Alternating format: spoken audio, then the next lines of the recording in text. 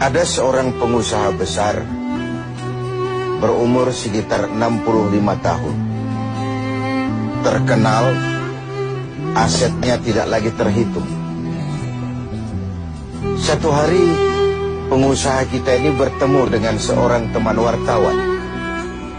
Terjadilah dialog. Sang wartawan bertanya kepada pengusaha kita, "Pak, umur Bapak berapa tahun?" "Umur saya? Iya, paling sekitar 7 tahun. "Loh, 7 tahun? 7 tahun. Anak Bapak berapa orang?" "Satu. Satu saja? Satu saja. Harta Bapak berapa banyak?"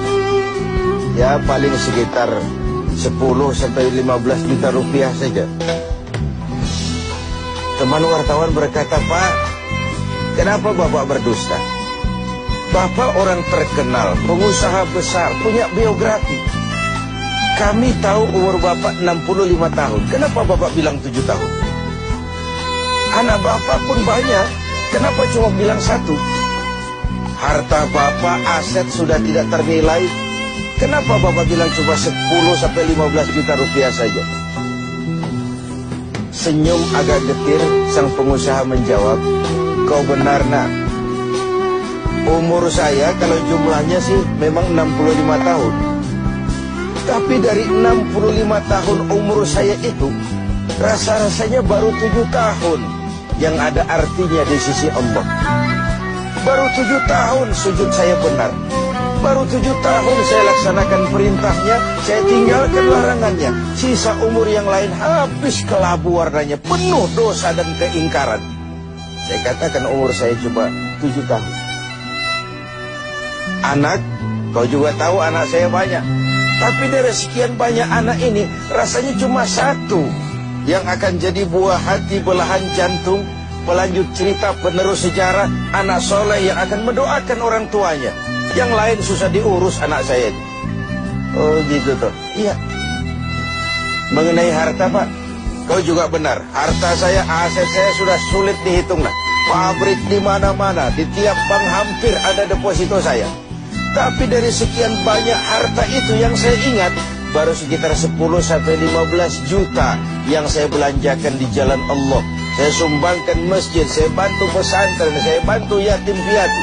Dan itu yang akan jadi milik saya yang sebenarnya, yang akan saya bawa menghadap Allah, saya bawa ke alam kubur.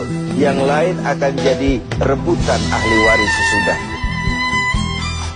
Jangan-jangan orang tua tadi adalah kita-kita ini. Jangan-jangan kita-kita ini adalah orang tua tadi. Tapi yang pasti, jangan sampailah kita seperti orang tua tadi itu. Dari sekian banyak umur yang diberikan, berapa yang punya nilai di sisi Allah? Dari sekian banyak anak titipan Allah kepada kita, berapa yang akan jadi anak soleh, buah hati, belahan jantung, pelanjut cerita, penerus sejarah? Dan dari sekian banyak harta kita, berapa yang sudah kita belanjakan di jalan Allah, yang artinya akan jadi milik kita yang sebenarnya? Banyak ketidakadilan yang terlepas dari pengadilan dunia. Sering orang-orang yang berbuat kebaikan tidak mendapat perlakuan yang pantas di dunia ini. Sering kehidupan jadi rancu. Yang benar dikhianati, pengkhianat dibenarkan. Yang tuntunan dijadikan tontonan, yang tontonan malah dijadikan tuntunan. Untunglah ada akhirat. Bukan sekedar melepas diri dari ketidakberadayaan kita menghadapi sistem, tapi cermin bahwa tidak satu ketidakadilan yang bagaimanapun kecilnya yang terlepas dari pengadilan dunia akan terlepas juga di pengadilan akhirat nanti. Inilah keadilan. Karena itu pada jumpa kali ini saya ingin menyampaikan sebuah hadis tentang apa yang harus kita pertanggungjawabkan di hadapan Qadhi Rabbul Jalil nanti. Sebuah hadis menyatakan, "Lan tazula qadama 'abdin yaumal qiyamah hatta yus'ala an arba'i khisal. Besok di hari kiamat tidak akan bergeser telapak kaki seorang hamba sebelum ia dimintakan tanggung jawab terlebih dahulu tentang 4 persoalan. Apa yang 4 itu? Pertama, an umrihi fima afnahu. Umur yang diberikan kepadanya akan dimintakan tanggung jawab kelak. Di mana umur itu dihabiskan? Diberikan umur 30 tahun ke 40 tahun, 50 sampai 70, 100 bahkan. Sejak kita akil balik sampai ajal datang merenggut nyawa, di mana umur itu dihabiskan? Kita sering main-main, padahal waktu berjalan terus. Kita sering lalai dan lupa, padahal malaikat maut tidak pernah lalai dan lupa. Seorang Nabi Yakub alaihissalam, seketika akan ajal, beliau menanyakan, kalau saya ajal kenapa tidak diberitahu lebih dahulu? Kata malaikat maut, sudah diberitahu. Loh, bagaimana caranya diberitahu?